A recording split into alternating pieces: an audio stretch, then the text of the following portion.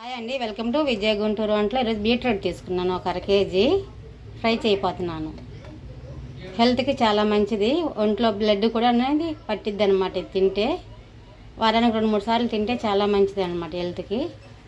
సరే, పైన చెక్ చేసుకొని సన్న ముక్కలుగా కట్ చేసుకొని లైట్గా ఉడికించుకోవాలి. చిన్నుల్లిపాయలను పచ్చి కొబ్బరి మిక్సీ పట్టుకోవాలి. అలాగే లైట్గా ఉడికించుకోవాలి. కొద్దిగా ఉప్పు వేసి లైట్గా ఉడికించుకుంటే మనకి అనేది తీపి అనేది రాదనమాట బీట్రూట్లో. లేకపోతే తీయగా ఉండిద్ది, మనం తినలేము.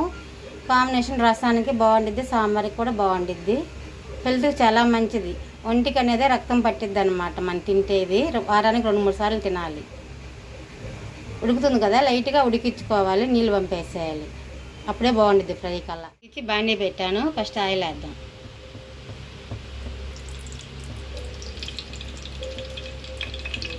కొంచెం ఆయిల్ వేసుకోవాలి, 2-3 స్పూన్ల దాకా. తాలింపు గింజలు,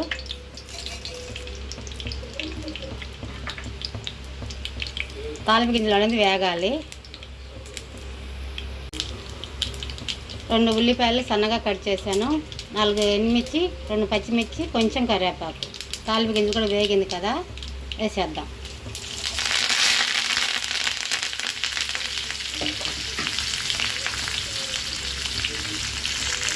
ఉల్లిపాయలు కాస్త బాగా మగ్గాలి.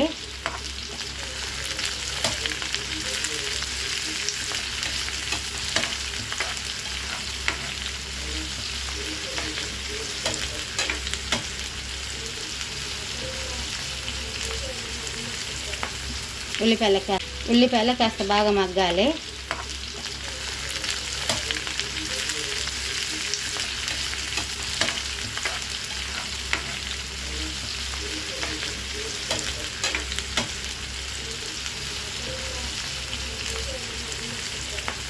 ఉల్లిపాయలు కాస్త వేగనిద్దాం.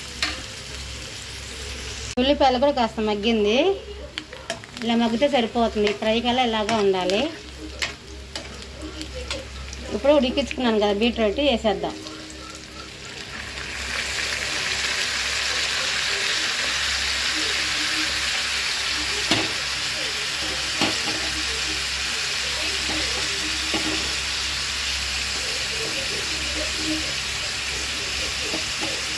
లైట్గా ఉప్పు వేసి ఉడికించాను.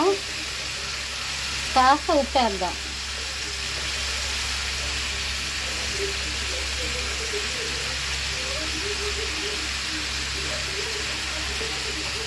ఒకసారి కలుపుదాం.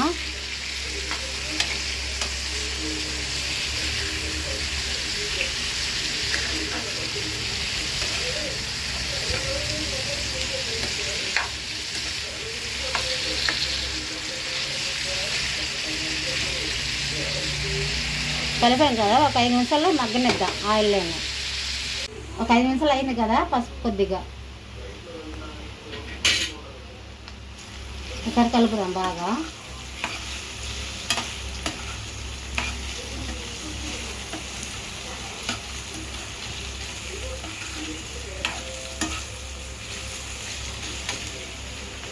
మూడు స్పూన్లు కారం వేసుకోవాలి. కొద్దిగా ఎక్కువ వేసుకోండి, ఎందుకంటే బీట్రూట్ అనేది తీపి వచ్చింది అనమాట.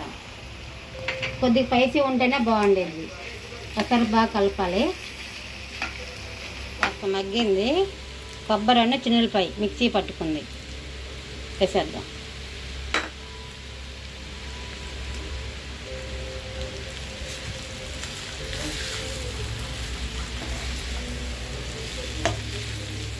ఇది వేసిన తర్వాత ఒక 2 నిమిషాలు ఉంటే సరిపోతుంది.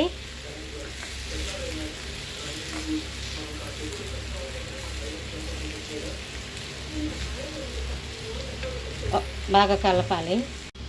లాస్ట్లో కొద్దిగా కొత్తిమీర వేసేద్దాం.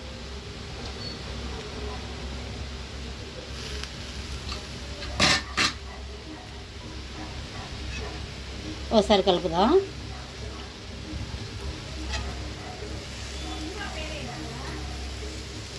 చాలా బాగుండిద్ది. రసానికి ఏ ఐటమ్స్కైనా, పప్పు ఐటమ్స్కి బాగుండిద్ది కాంబినేషన్. మిరియాల రసం